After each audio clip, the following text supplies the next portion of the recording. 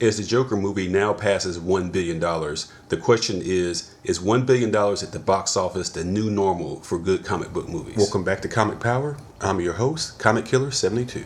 Welcome to another episode of The Quick Flip. This is the program where I go over comic book industry news in a short period of time. Please subscribe to this channel and also click on the notification bell as well. It will remind you when new videos come out. Alright, now let's get right into it. $1 billion for a comic book film used to seem almost impossible. The first to break this threshold was The Dark Knight, released in 2008. It cleared $1.03 billion. If you adjust that to inflation, that's about $1.2 billion. It was the first to break the $1 billion mark. Comic book films win Oscars for technical ability all the time, but The Dark Knight was the first one to win an Oscar in the acting category, Best Supporting Actor for the late Heath Ledger. Christopher Nolan's trilogy starring Batman was a critical and commercial success, of course with The Dark Knight being the most successful. The Dark Knight Rises, released in 2012 with Bane as the villain, also made $1 billion. This achievement going to Batman makes sense. He's the most popular comic book character of all time. It's not even close. He's an A-list property. Remember, Iron Man 1 was released in 2008 as well, and it cleared $585 million, which was considered a huge success for the time, and it kicked off the MCU as we know it. Marvel didn't have access to its A-list properties, which was Spider-Man and the X-Men, so they had to start with their B team. Iron Man, Hulk, Captain America, and Thor, and worked their way up to the Avengers. And when that first Avengers team-up movie was released in April of 2012, it was the highest grossing comic book movie of all time, clearing $1.5 billion. And it put the industry on notice that a comic book movie not starring Batman still could make $1 billion plus. Fast forward to today, and the last 3 MCU movies to be released have all made at least $1 billion.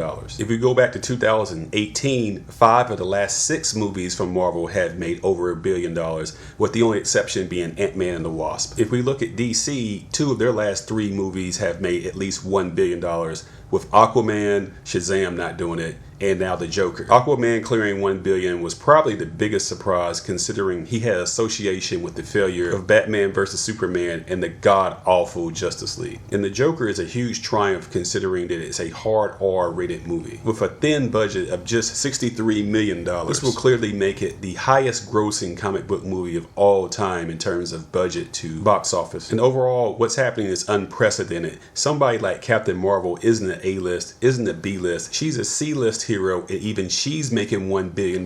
This would have been unthinkable 10 years ago. My thoughts are that the Infinity War movie, which is the first superhero movie to make $2 billion at the box office, expanded the market for everyone. There were holdouts that still thought that superhero movies looked like something like Blank Man, or was as corny as Superman 3 starring Richard Pryor. So there's no more holdouts and everyone's in. And now even gun-toting raccoons and talking trees with one line of dialogue have become household names. So is $1 billion the new normal for good comic book movies? I would say yes. What do you think? Sound off in the comments. Next up is Wicked Wednesday for the new comic book day pick of the week.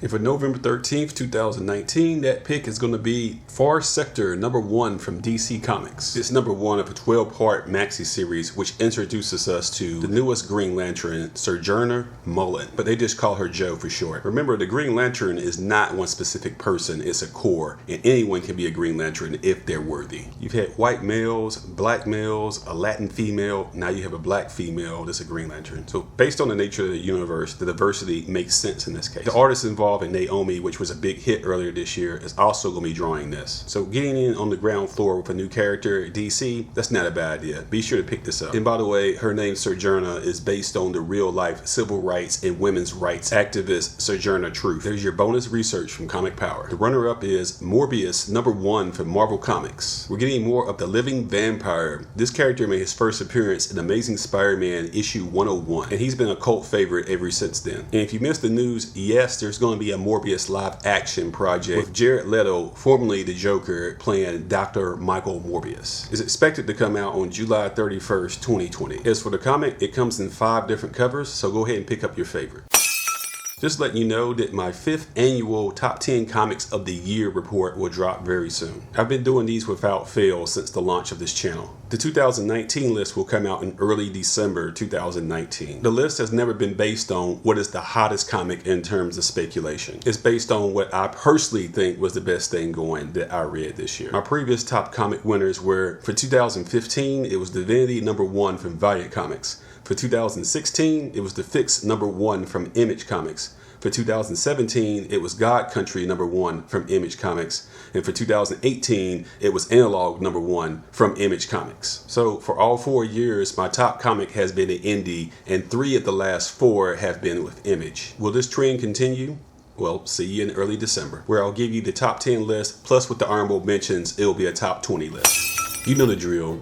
Be sure to subscribe to this channel, give it a thumbs up, and share these videos on social media so other people learn about the channel. And don't forget, I do sell comics at my eBay page listed here with a link in the description. One Stop Thrift and Comic Power are run by the same guy. That would be me, Comic Killer 72. I have 100% feedback, by the way.